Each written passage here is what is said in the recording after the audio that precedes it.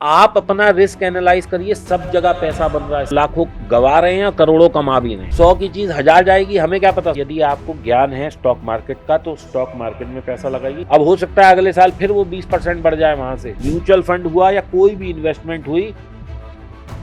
आप जिस बैकग्राउंड से आते हैं, पैसा बनाना सही तरीके से वो आप समझाते हैं। थोड़ा सा उस पर बात करते हैं सर। निवेशकों को सर किस फील्ड में सबसे अच्छा ऑप्शन बनते हैं पैसा कमाने के सर आपके हिसाब से? देखिए, पैसा कमाने के विकल्प क्या क्या है। सबसे पहले विकल्प है बैंक की एफडी। 7-6-7% सोखा काम, पैसा सूखा डाल दो। एकदम सेफ है।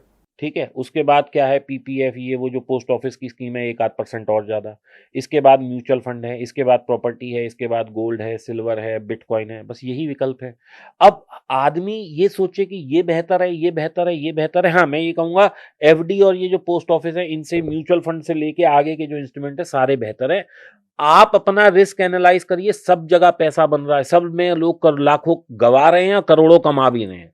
बस तरीका आना चाहिए। बस आपको ये पता होना चाहिए कि मुझे कब घुसना है, कब निकलना है। अगर ये नीचे आ गया तो मुझे कब इसमें लॉस बुक करना है। एक्चुअली देखिए, लोग क्या करते हैं, प्रॉफिट के पीछे भाग रहे हैं। मैं कहता हूं प्रॉफिट के पीछे भागने का गेम ही नहीं है। गेम क्या है, मैं मार्केट को क्या दूंगा मुझे पता होना चाहिए। मार्केट मुझे क्या देगा ये तो किसी को पता ही नहीं है ना। 100 की चीज 1000 जाएगी, हमें क्या पता। या 100 की चीज 80 जाएगी, हमें क्या पता। लेकिन 100 की चीज 95 जाएगी, मुझे वहां निकलना है, ये मुझे पता होना चाहिए। बस दिस इज द गेम। आपने सर बिटकॉइन का बताया, म्यूचुअल फंड्स का बताया और शेयर मार्केट का बताया कि जो कि अलग अलग मार्केट सब तरह की हैं सर। मार्केट में सपोज मैं अपना एग्जांपल देता हूँ, मुझे अगर 10 लाख रुपए लगाने हैं, आप मुझे क्या सलाह देंगे कि जितेंद्र आपको ये 10 लाख रुपए इस चीज़ में लगाने चाहिए जो जो मेरा पैसा अच्छे बन भी जाए, सेफ भी रहे, मैं ज़्यादा नुकसान में ना रहूँ, भले लॉन्ग टर्म के लिए हों सर चीज़ें वो? देखिए जितेंद्र, बड़ी सीधी सी बात है। यदि आपको ज्ञान है स्टॉक मार्केट का तो स्टॉक मार्केट में पैसा लगाइए। यदि ज्ञान नहीं है तो आप म्यूचुअल फंड के थ्रू स्टॉक मार्केट में लगाइए। म्यूचुअल फंड ऐसे ऐसे म्यूचुअल फंड हैं जो कि परफॉर्मेंस उन्होंने प्रूव किया, आने वाले पिछले 10 साल, 15 साल, 20 साल का ट्रैक रिकॉर्ड अवेलेबल है। म्यूचुअल फंड 12-15% से लेके 28 से 30% तक की रिटर्न दे रहे हैं। 10 साल का डेटा बता रहा हूं मैं, एक साल पिछले 1-2 साल नहीं, 10 ईयर CAGR की बात कर रहे हैं हम। तो आप 25% जो म्यूचुअल फंड दे रहा है पिछले 10 साल से, आप उसमें 10 साल डाल के देखिए ना। आप क्या करते हैं, आज उसको देखते हैं कि अरे ये इसने 25% रिटर्न दी है, मैं इसमें पैसा डाल दूं।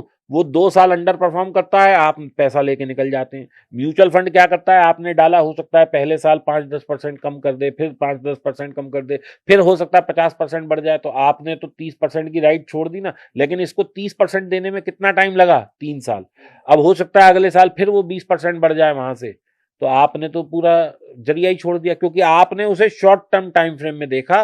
म्यूचुअल फंड हुआ या कोई भी इन्वेस्टमेंट हुई, वो हमेशा लॉन्ग टर्म के लिए होती है। अब मैं आपको एक और उदाहरण देता हूं। आज गोल्ड 1.5 लाख के आसपास है। चलिए कल बढ़ गया 10,000 रुपए, लेकिन उसके बाद भी 1,60,65,000 है। लेकिन जिसने 2,000 में लिया वो तो नुकसान में है, लेकिन जिसने 1 लाख में लिया वो फायदे में है। तो कहने का मतलब है टाइमिंग इज वेरी इंपॉर्टेंट। क्या हम कोई सा भी ऐसा टाइम फ्रेम निकाल सकते हैं 8 साल का जिसमें गोल्ड अंडर परफॉर्म कर रहा है? आप मुझे बताओ। क्या हम निफ्टी का कोई भी ऐसा टाइम फ्रेम निकाल सकते हैं कि मैंने 8 साल पहले किया था और इस 8 साल में मेरा नुकसान है? नहीं। आप शॉर्ट टर्म नजरिए से मार्केट में आएंगे, ये मार्केट नहीं कमा के देगा। लॉन्ग टर्म से आइए, ये कमा के देगा।